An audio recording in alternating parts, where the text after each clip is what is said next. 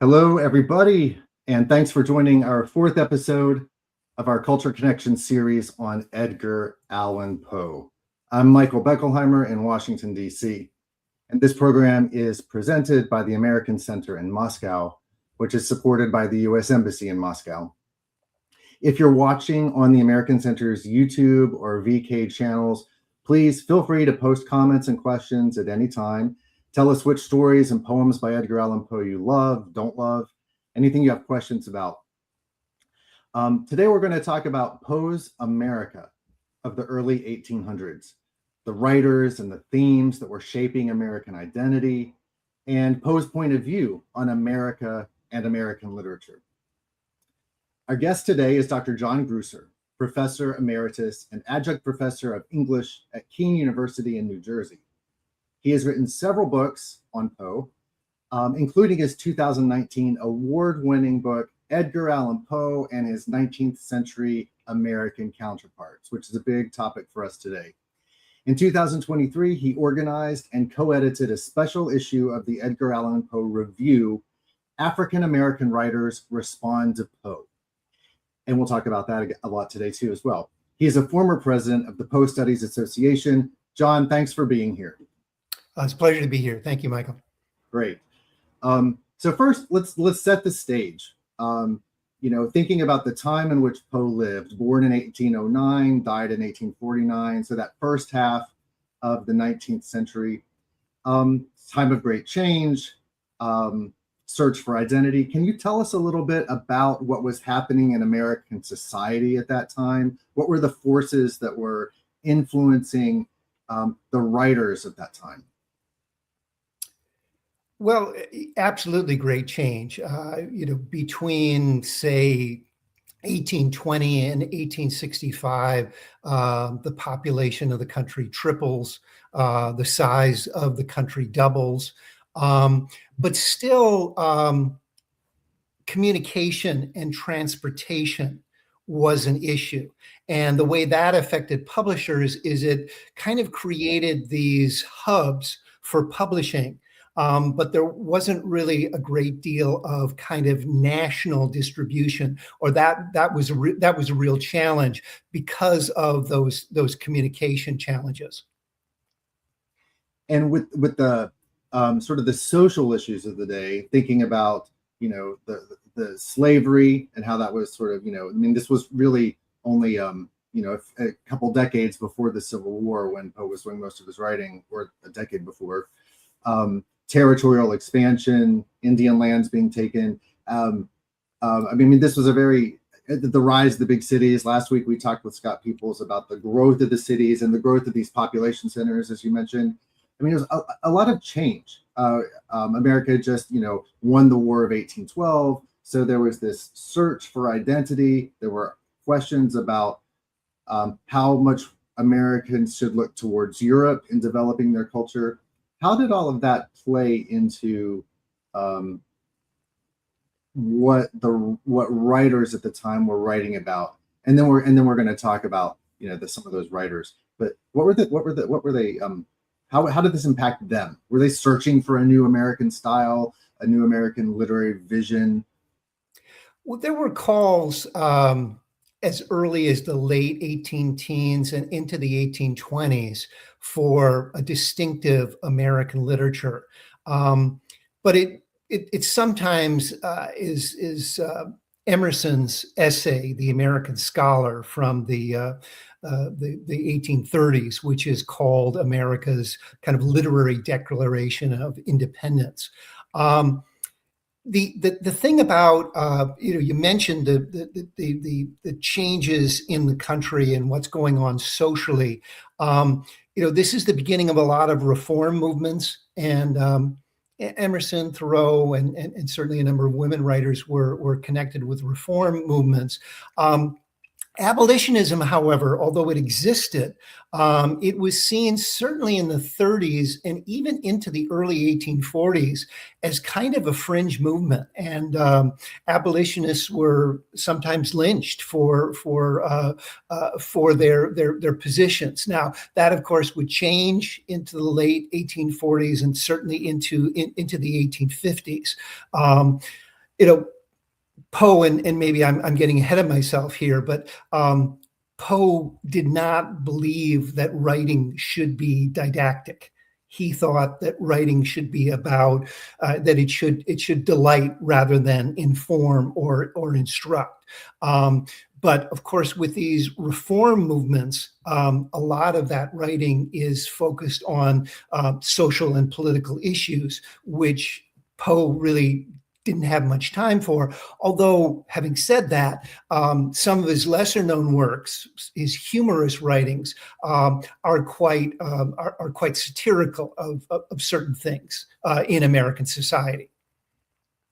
Yeah, and there's this impression or perception, perhaps, that Poe was sort of separate, and isolated from all of those going around him. That he was this, focused writer who was sort of living in his own world. But as you mentioned, there are some stories where it seems like he did take issue, where he had responses to some of the currents in American and society, whether it's about the rampant capitalism and the making of money, or the this idea that Americans were creating something new and were better and didn't need to look to Europe. How much do you think he cared about that? I mean, there is this notion that we're looking for an American writer to define what America was. Poe didn't really fall into that category. He wasn't really focused on being the American writer, right? He wanted to be a world writer, and he thought kind of American nationalism in literature, that was not what he aspired to be. And I think maybe to a certain extent it explained the friction between Poe and the so-called transcendentalists. What is Emerson calling for in the American Scholar? Even though it's called American Scholar, he's really calling for an American writer. He's calling for an American writer who can celebrate America, who can focus on what is unique about America, who can inspire Americans to strive to reach their potentiality. And that is not something that Poe. That was not Poe's agenda. He did want a national literature, or he did want a national journal, and he hoped for many years of his life to be the editor of a truly national journal, because he felt that so many of the journals were provincial or parochial. And as somebody who was raised in the South, he felt that Southern writers were given short shrift, and that certainly fed into his animosity towards the Transcendentalists, and particularly his animus against Longfellow. He didn't like Longfellow at all. He thought that Longfellow was privileged and vastly overrated. And he even created something called the Longfellow War. Longfellow doesn't really seem to know what to have made of the whole thing, but it was an indication of Poe's outsider status, which you're kind of referring to. Having said that, he was not locked away in a room somewhere as somebody who was a magazinist. He supported himself not on his creative writing. He supported himself by the work he did on magazines, reviewing books, writing copies. Yes, he contributed poems occasionally and tales occasionally. But what little food there was on the table was his work for these magazines. So necessarily, as you were indicating, he had to know what was going on, and he had to write copy at times that addressed the things that were going on. And although this may have been blown out of proportion, it does appear that Poe was successful at most of the magazines that he wrote for in increasing the subscription base. He certainly seems to have done that at the Southern Literary Messenger in Richmond in the mid 1830s, and he seems to have done that with the Philadelphia publications in the late 1830s and the early 1840s. Yeah, again, that goes to dispelling this myth that he was, always drunk and not, didn't have his act together. I mean, he wrote so much. The magazines where he worked, where he was the editor, really did well under his editorship. This is an interesting thing to look at because when you think about the writers who were writing at that time, I mean, these are all the great names in American, literary history. Emerson and Hawthorne and Melville, Washington Irving, all of these great writers that Poe either interacted with or had an opinion about, usually perhaps argued with. And that's why, I'm interested in this question because Emerson, and I'd like you to take a minute to tell us a little bit more about who Emerson was and why he was so important in this discussion about creating an American national literature. But we have Emerson calling for a national writer. We have all of these well-known writers who are exploring American culture and the wilderness and the themes of a new country and what's growing in America. And then you have Poe sort of outside of this, but actually very engaged because he was a critic. He was writing reviews of all of these writers' works. He was reading, I just mentioned 3 or 4 or 5 great writers, but there were a lot of writers at the time, and Poe was reading them and reviewing them and revering them in some cases. So I'm not sure what are my 10 questions out of that, but can you tell us more about Emerson and why he felt this need to find the great American poet? And did Poe listen to that? Did he scoff at that? Did he know about this? What was Poe's reaction to that very specific need for an American writer? Well, as I said, I don't think that is what was his concern. I think he saw himself or wanted to see himself as a peer of, an equal to the great world writers. The irony is that although he certainly didn't achieve that in his lifetime, he's definitely achieved that today. So that aspiration has been realized. I mean, one way to look at the figures that you talked about, I mean, Irving comes early. Irving has great success early, and he's one of the only one of those writers who would have been able, if he had to support himself on his writings alone because of connections that he had in England, and kind of he was established on both sides of the Atlantic. But so many of these writers had government positions. Hawthorne working in the customs house, Hawthorne working as a counsel. Even Melville, late in his life, became a custom house worker, but a very lowly one. Whitman supported himself mainly through his newspaper work. Poe was really the only one who, he really, it was his work as a magazinist, which supported him. But if we think about 2 triads, if we think about Emerson and Thoreau and Whitman, and then we think about Poe, Hawthorne, and Melville. These are 2 camps, and of course, there are other figures that we can put into these camps. But if we call the triad with Emerson the transcendentalist, he provides the theory. He was a philosopher. Although he did write poetry and published a book of poems, his form was the essay. And what Thoreau and Whitman do in different ways is bring Emerson down to earth. Emerson's got an essay called The Poet, in which he calls for a new kind of poetry. And it really goes hand to hand with the American scholar. There needs to be an American scholar, an American writer who will celebrate America, who will inspire his fellow citizens. Whitman aspired to be that American scholar. And Emerson's really calling for a new form of poetry, and Whitman provides that. I mean, Whitman, there were some antecedents, but Whitman really creates what we call free verse today. And so what the kind of poetry that Emerson is calling for and that Whitman supplies is directly the opposite of the kind of poetry that Poe wrote, which was all about creating something beautiful. And so rhyme and meter and repetition create this wonderful music in his poetry. Emerson wants to get away from that. Emerson wants a new kind of writing to describe this new country.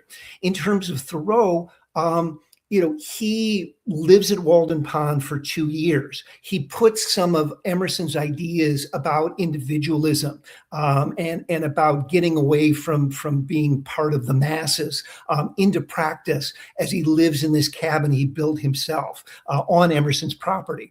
But also in his essay, Resistance to Civil Government, which is also known as Civil Disobedience, which is the most influential American essay ever written, he again is bringing Emerson down to earth. How do you live your life? How do you live by your conscience? How do you contribute to the nation with your conscience? Then you've got that other triad. You've got what they're sometimes referred to as the dark romantics. And they are focused in many cases on forms of evil. Moral, metaphysical, certainly in the case of Poe, psychological evil. I think we can see Emerson and his camp as kind of being descendants of Franklin in some way.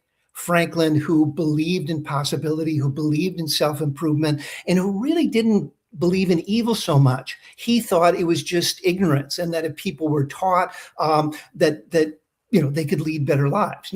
Emerson doesn't talk about the sins that he committed in his life. He talks about making a series of errata, which is a printer's term for a mistake which can be corrected in future editions.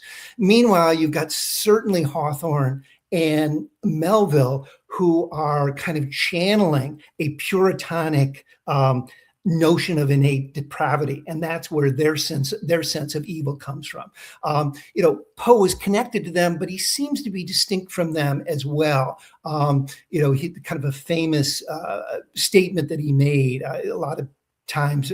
Gothic literature, horror fiction, we would call it today, is seen as originally coming from Germany. I think Amy talked about that in when you interviewed her. But what Poe said was, terror does not come from Germany; it comes from the soul.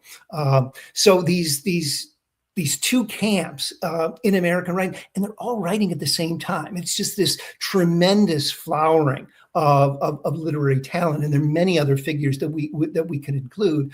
And then running right through the whole thing is slavery, the American contradiction.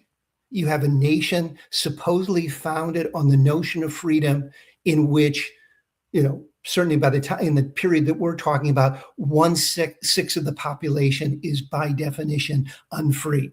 And it goes all the way back to Columbus, who's responsible for the transatlantic slave trade. That American contradiction is there. It's in the Constitution. So, this is, you've got writers like Frederick Douglass, you've got writers like Harriet Jacobs and many others. All of these people are writing during this remarkable period in American literary history. Yeah, and in a minute we're going to talk about Toni Morrison and her evaluation of the role of slavery in the creation of all of this literature, even when there were no Black characters or any representation in those stories, that it still impacted the literature. So Walt Whitman and Poe know each other? They met in late 1845, I believe. Whitman had submitted an essay to Poe's journal, the Broadway Journal, it was called. And Whitman was probably looking to be paid from Poe.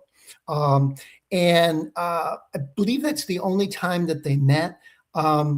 when Poe's body was reburied in Baltimore in 1875, Whitman was the only major writer to attend that ceremony, although he did not speak at the time. But he did write about going to that ceremony. And he actually wrote a fair amount about Poe later in life.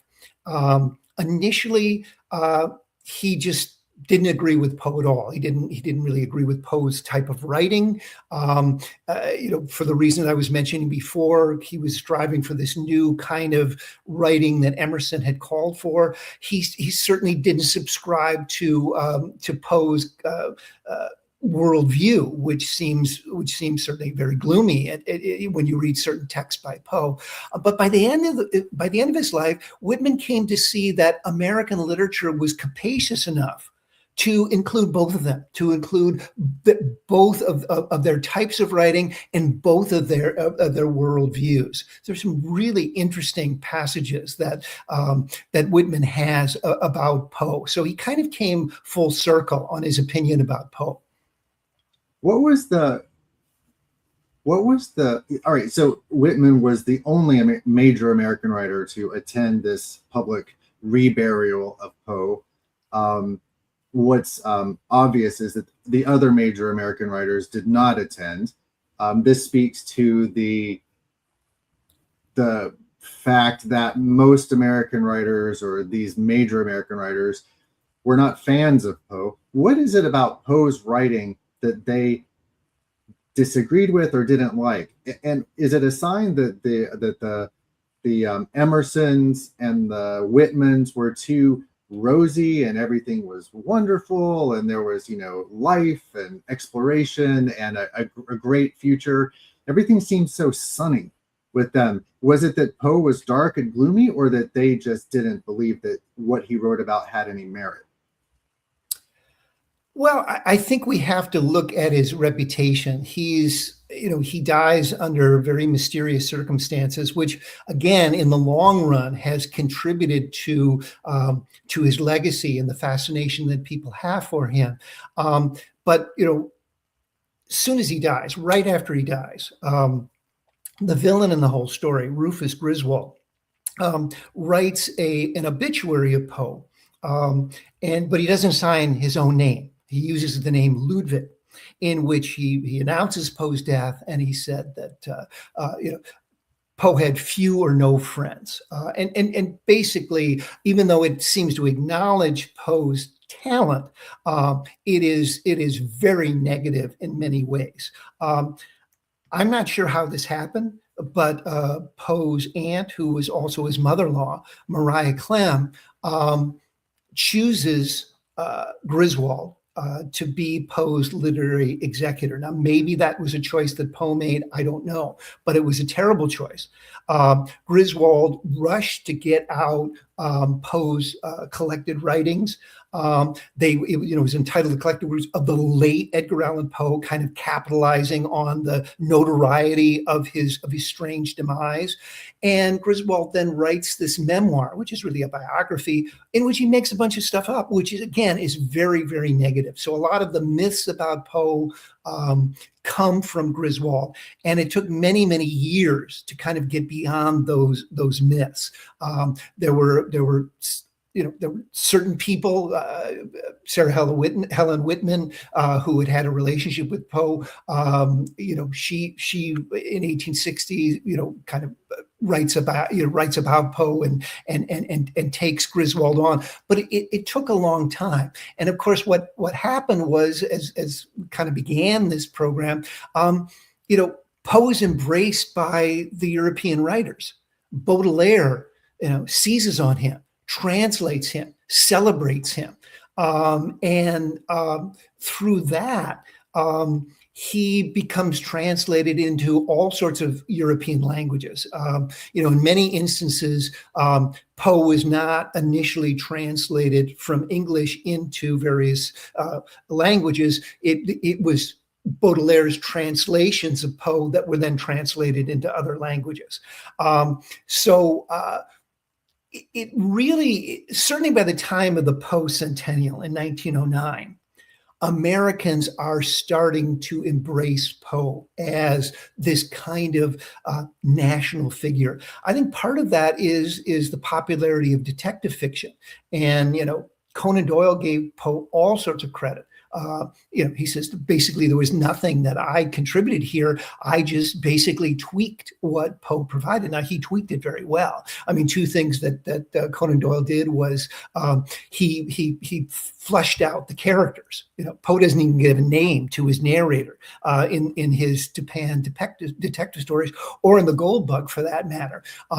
But Conan Doyle creates John Watson, who's got his whole backstory. And we learn a lot about Sherlock Holmes, and that kind of relationship has a great dynamic. The other thing that Conan Doyle does is Poe's detective stories are kind of, there's the puzzle, that's the first half of the story, and then we're told that the detective solves it, and then the second half of the detective story is the explanation by the detective of how he did it.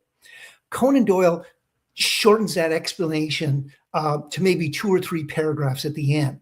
And if you look at the titles of most of Doyle's stories, they begin with adventures. The adventures of the adventure of the speckled band, the adventures of the adventure of the dancing men. So he kind of picked up the pace of the stories, which was responsible for their popularity. But Poe's story, The Gold Bug, which I was just mentioning, became very popular, and it was a favorite among juvenile readers. And in Poe's day, juvenile literature really didn't exist, but it kind of comes into existence in the second half of the 19th century. And so there's a need for content, for textbooks and for magazines, which are targeted to juvenile readers. Well, there's Poe, who likes to write short poems and likes to write short stories, which is perfect for anthologies and is perfect for magazines. Plus the fact that young readers love Poe. So that was another reason that, by the end of the 19th century, it's the combination of Baudelaire and Poe being embraced by the European writers. It's the popularity of detective fiction, but it's also the kind of rise of juvenile literature. All of those kind of contributed to Poe coming in from the cold. This is so fascinating. Just looking at the trajectory of how Poe became so accepted and became such a part of American culture, and the detective story. I mean, that's a whole other topic that we can talk about. With the writing of the Gold Bug, which we're going to talk about more in a minute. But his interest in puzzles and riddles and solving problems. I mean, this is something that and hoaxes. This really would appeal, I would think, to juvenile readers, like you say. Although his stories aren't. I mean, it's hard to read Poe. He's not. The language is very dense, and you really have to focus. So I still don't know if young readers in the 1800s were just better at that than we are today. But the themes are very appropriate for young readers, and they still are. And you mentioned Sherlock Holmes, Conan Doyle, and I think it's interesting that in I think it was in the Scarlet Letter where Watson and Sherlock Holmes actually make references to Poe and Poe's detective Dupin. So I love that there was an actual sort of a conversation between Sherlock Holmes and Watson about Edgar Allan Poe and his writing. Can you tell us about Murders in the Rue Morgue, this first detective story, the first locked room mystery, and sort of what that was and how that impacted the whole genre of detective fiction? Well, I think, as I see it, Poe's major contribution to detective fiction has to do with competition. So on one level, you have competition between characters. So you have the detective and you have a policeman, a police figure, and they're competing to solve the crime or to solve the mystery. And of course, Poe kind of begins the convention of the rather dim-witted prefect G in Murders in the Rue Morgue, and then you got the brilliant detective Dupin. But the second level of competition is between the author and the reader. Take the title of the Murders in the Rue Morgue. It's a red herring. There are no murders in the story because it's revealed, and spoiler alert here, that the two women were killed by an escaped orangutan. You know, animals don't commit murder. Only human beings commit murder. So right off the bat, the title is throwing us off the track in many ways. The other way in which Poe is humbugging us in the detective stories is that we see ourselves in competition with the detective. We're led to believe that we're given all of the information that the detective is given. And if we were as brilliant as the detective, we'd be able to solve the mystery or the crime the way the detective does. But what we're doing is forgetting that the detective is a device. The detective is a creation of the author. Poe said in an 1846 letter about the ingenuity of his detective tales, which he didn't use the term detective tales. He called them his ratiocinative stories.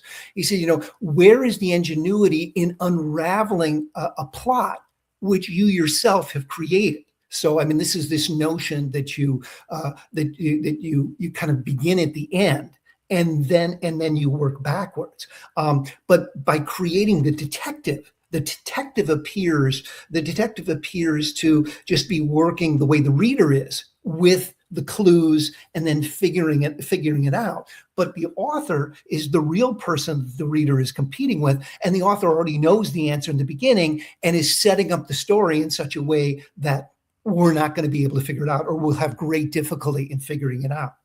The third level of competition, and this is what makes Poe so special, is that Poe competes with himself, and he requires that later writers of detective fiction compete with him to do something new. And I think that's why detective fiction has survived for so long. That's why it has remained popular and it has remained alive. So Poe creates in the Murders in the Rue Morgue, it appears to be a whodunit, but as I said, it's really not. It's a missing animal mystery. And there's a whole history of that, going back to the three princes of Serendip. Okay, then he decides to write a second story with Dupin. But here he's dealing with true crime. He takes a real case, the death of a New York cigar girl, Mary Rogers, and he tries to solve that crime, but he sets it in Paris. And the thing is, Poe got it wrong.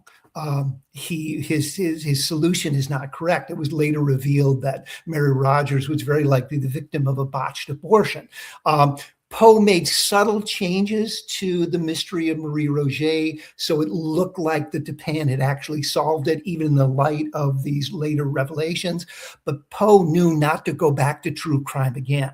So then when he writes the Purloined Letter, he remains completely in a world of fiction where he's completely in control. And that's what Poe wanted. And this whole thing about, writing short poems and writing literary works that can be read in a single setting, it's all about control of the readers, going back to that competition with the readers that I was talking about before. So coming to the third Dupin story, which is the Purloined Letter, he invents a new kind of mystery.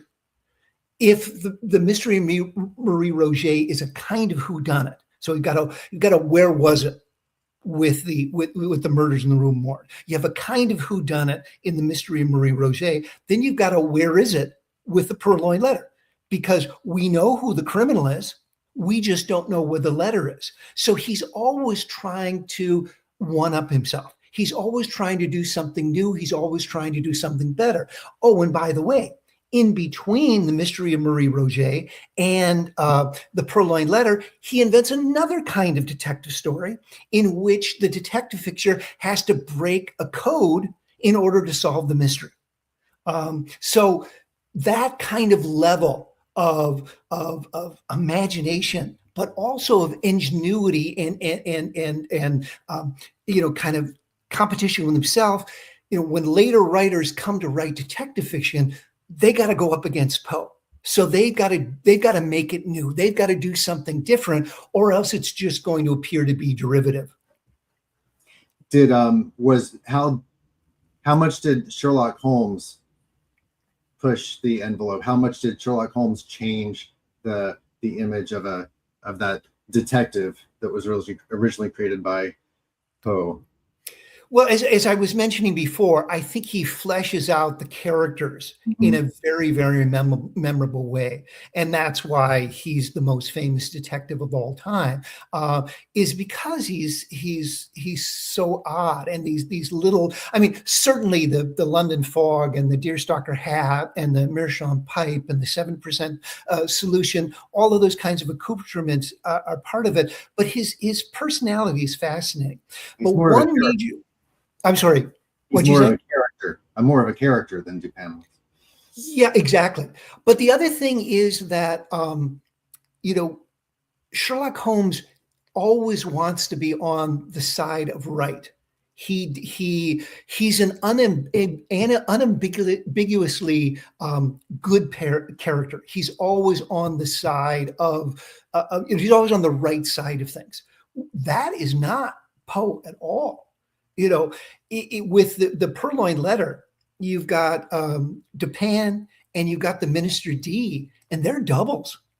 They do many of the same. Not only do they have the last names that begin with the same letter, they steal the same letter. And they do it for personal reasons. The Minister D does it to get political power. He's blackmailing the Queen. Dupin does it for money, but he also does it because he wants revenge. He wants revenge on the Minister D, who one time did him an evil turn in Vienna. So, and that, right at the beginning of the founding of the detective genre, that thin line, if it exists at all, between the hunter and the hunted, between the criminal and the detective, is really very important to the genre. And of course, Conan Doyle stole plot lines from Poe. I mean, the Adventure of the Speckled Band is another, missing animal mystery. The Final Problem, in which you've got Sherlock Holmes going up against Professor Moriarty, is just a rewriting of the Purloined Letter with the brilliant detective and the criminal mastermind. It's interesting to note that in Russia, Dostoevsky brought Poe to Russia. In the 1800s, some of his horror stories, The Black Cat included. But in Crime and Punishment, one of the characters, the inspector, it said was modeled after Dupin in a way, because he was that very introspective, methodical character that was looking for the truth and was sort of looking behind the scenes and waiting for the truth to reveal itself. That influence there is pretty obvious.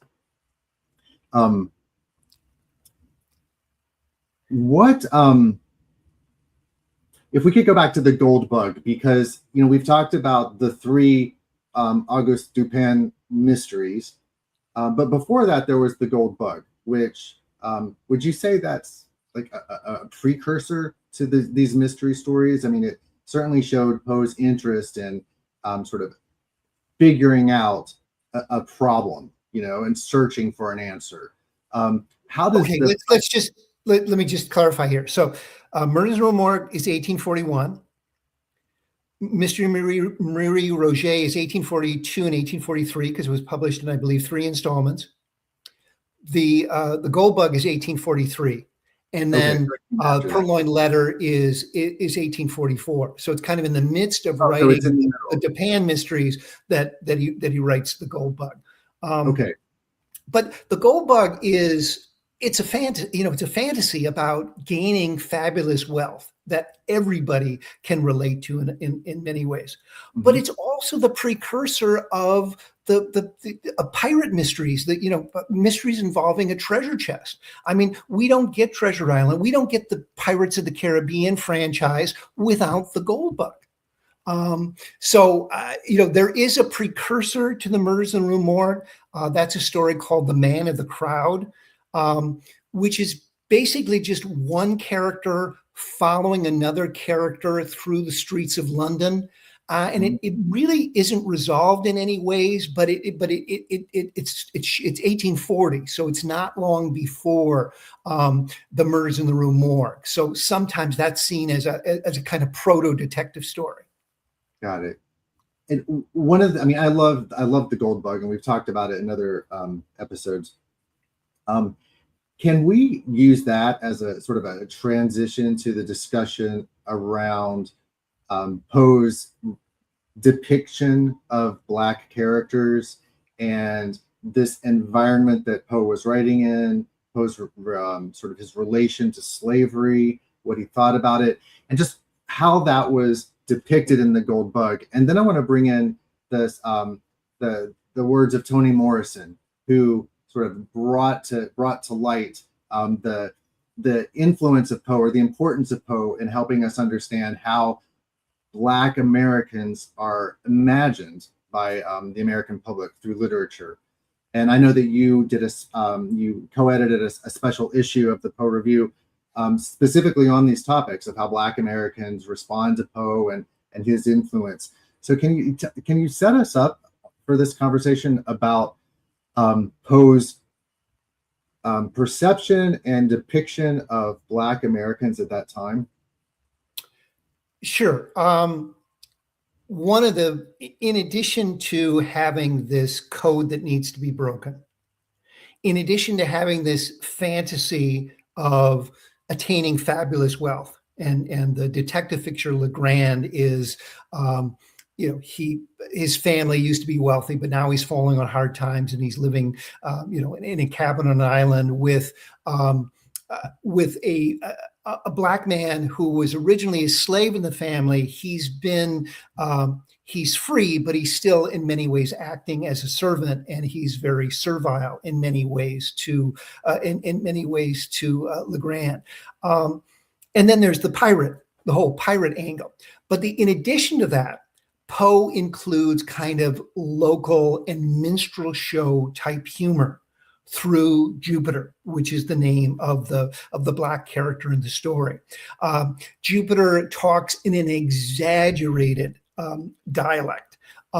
He uses a number of malaprops, which is which was typical of the minstrel stage. And he makes a mistake. He confuses his left from his right. So he's a caricature in many ways. Having said that, he's essential to the story. Poe has Black characters in other stories, but they rarely speak, if they speak at all. But Jupiter has extended lines in the story. Now, some of them are comical. He's asked by the narrator of the story what cause Jupiter has for believing that Legrand, the detective, has been bitten by an actual gold bug. Jupiter misinterprets that he thinks that the narrator is saying claws. So it's this malaprop, it's this misunderstanding. But Jupiter is the one who finds the parchment on which the Captain Kidd's treasure map actually exists. He's essential in, he's the one who goes up into the tulip tree and drops the gold bug through one of the eye holes of the skull. And that's where the confusion comes in. He confuses the left eye hole from the right left eye hole. But still, somebody needs to drop something through the eye hole because those are instructions on the map, or the treasure map. And then he performs a lot of the labor in digging up the treasure and carrying it back home. So he's essential to the story in a way that a lot of other Black characters in Poe are not. But having said that, he's a complete caricature. I did an article about the popularity of the gold bug particularly at the end of the 19th century and the beginning of the 20th century. It was such a popular story that it was often anthologized, and often it appeared in anthologies directed towards young readers. And in some cases, there were individual books that were devoted to the gold bug, which also had glossaries, which had maps, which had instructions for how to teach the gold bug. What is notable about this and what is disturbing about this is that a lot of the editors of these works, writing at the end of the 19th century and the beginning of the 20th century, don't seem to be troubled at all about the depiction of Jupiter. And they will even go so far as to argue that the depiction of Jupiter is accurate in some ways. So, what this research that I did really shows is that it was American racial attitudes that didn't change.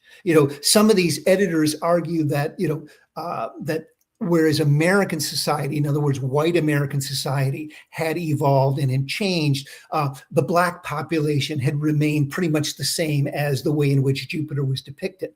My argument is exactly the opposite, that what hadn't changed are those racial attitudes. Slavery might be over, but the same cliched notion of people of color are in these books, which were really designed for teachers in many ways. So you have this perpetuation of these caricature depictions of Black people, which are really being perpetrated by literary scholars. I can't say I'm totally surprised at that time. You wanted me to talk about Toni Morrison? Yes, because I think I think that was a pivotal moment in sort of how we regard Poe's contribution to our understanding of Black Americans in literature and how it impacted white Americans' views. So what was her position on this, and what did she say? Well, she did a series of lectures in Michigan in, I believe, 1988, called "Unspeakable Things Unspoken," and then she spoke at Harvard. She gave 3 different lectures, the book eventually became known as "Playing in the Dark," and the subtitle was "Whiteness in the Literary Imagination." So the book is about kind of classic white American writing. And what she shows is that there is this shadowy presence in this white American writing. There are these Black characters who are on the periphery, who are depicted in shadows. And it's interesting, if you look at the illustrations for the gold bug, oftentimes Jupiter is depicted in shadows or in the back. So it's true not just in the writing itself, but even in illustrations that are based on the writing as well. But Morrison digs deep into why this is. She's saying, okay, you've got 1/6 of the population, which is by definition unfree. And yet here's this white American writing, which is obsessing about freedom. So how is freedom defined in these stories by white writers? Well, it's defined by the antithesis of freedom, that unfree presence in American society. She's got 4 pages on Huckleberry Finn that are just brilliant, in which he makes the argument that Twain cannot imagine Jim being free, that in order to create the conditions for Huck's freedom, he needs this foil. He needs this unfree foil in the story. But what she says is it all begins with Poe, that Poe is the most important writer for what she calls American Africanism, this depiction of Black characters, this marginalization of Black characters, and the many ways in which this is done. But there's much more to the argument than that. I mean, she really gets into why Gothic literature is very appropriate for the kind of American project and the kind of American individualism. And she talks about a number of different writers: Willa Cather, Ernest Hemingway, I believe William Faulkner. She certainly was very influenced by Faulkner. So it's a very important argument. But I want to stress the fact that, she's not saying that these writers are racist. She loves these writers, these great white American writers. What her argument is really with the critics, for the most part, that the critics have just kind of ignored this shadowy Africanist presence. And as a result, she thinks that they haven't done justice to the writing. Because if you look at this, if you look at the whole picture, if you look at these characters of color on the periphery and see what they really mean, she argues that this writing is even better, that it's even more interesting. For Poe studies, it was very revolutionary, because I think a lot of Poe scholars and Poe critics were uncomfortable talking about Poe and race, and maybe in some instance made apologies for Poe. After Toni Morrison publishes Playing in the Dark, and this is true for kind of white American writing in general, this subject can't be ignored anymore. So within a decade, there was a collection of essays edited by J. Gerald Kennedy and Lillian Weisberg, called Romancing the Shadow, which is one of the chapter titles from Morrison's book, Poe and Race. So it really examines slavery, Poe's racial depictions, various historical events that very likely influenced Poe's stories. I mean, some of the research that Jerry Kennedy did, he found that Poe had sold a human being for his aunt, Maria Clem. So that has been very, very important. What Tish Crawford and I did in that special issue for Poe Studies was try and do the other side of the coin. How have African-American writers responded to Poe? And many of them loved Poe and read Poe when they were young. Many of them are very disturbed with Poe and his racial depictions. And many of them have responded to Poe in fascinating ways. They recognize that he made possible a number of different ways of writing and ways of approaching writing, and so they rewrite Poe, and in particular they rewrite his racial depictions. Is it possible that Poe was subverting some of these racial stereotypes with some of his characters? Like we talked about Jupiter in The Gold Bug. I mean, some of the comic moments in the story are when Jupiter threatens to beat his former master. Was that an intentional sort of twisting of the idea of the place of the Black person in this hierarchy?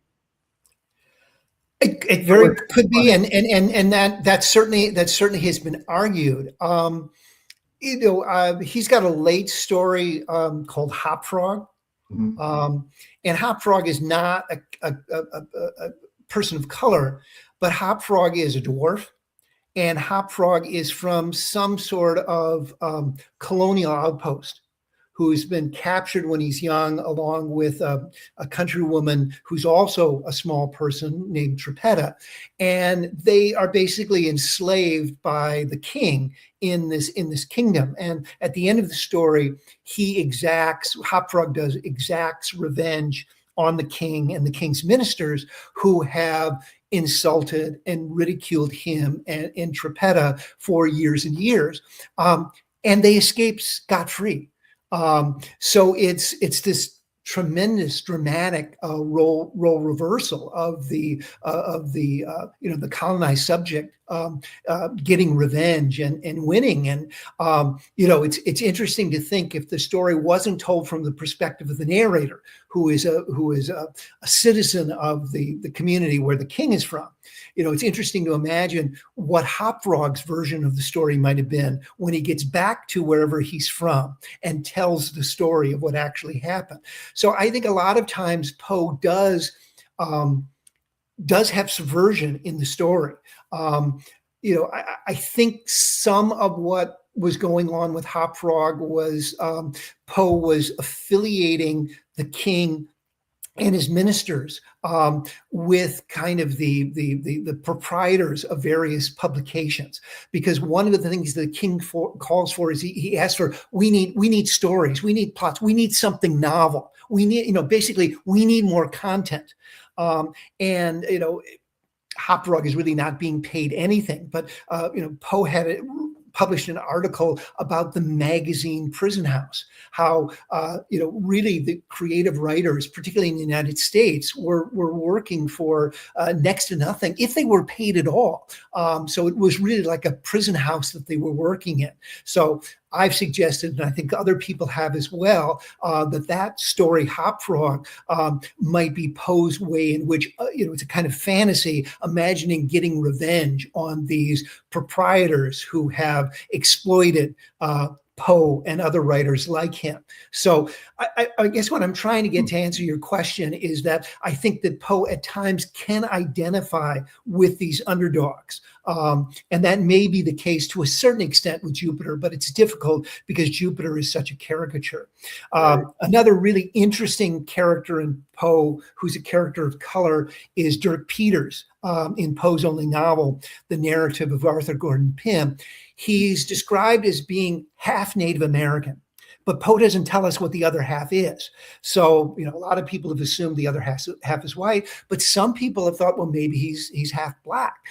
Certainly, the writer Matt Johnson, in his rewriting of Pym, which is called Pym, he imagines Dirk Peters as being half black. But Dirk Peters is described by Pym, who's the narrator, in a very caricatured way in the story, and yet he becomes the most admirable character in the whole story. Pym is hapless. Pym is always getting rescued by Dirk Peters. Pym is always getting things wrong. Dirk Peters is always courageous, and Dirk Peters is almost always right.